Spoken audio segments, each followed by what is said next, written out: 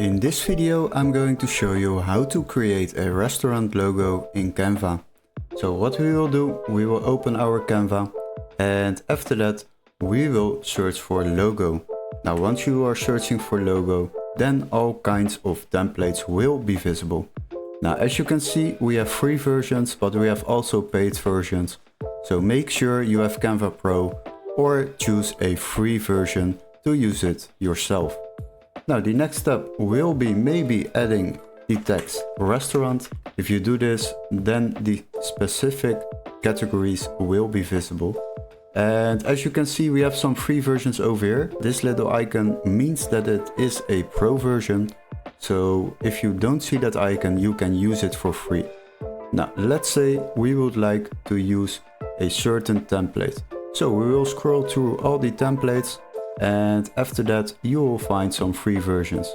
Now let's say we would like to use this one. So select the template and after that customize this template. You can also use the blank template, so you can create a completely new logo, but for now I will use a template. And after that we need to change this text.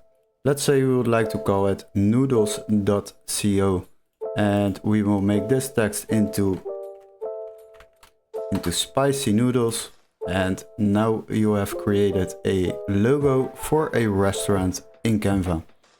Now what you can do now is basically simply change these colors if you would like to, or maybe change the fonts.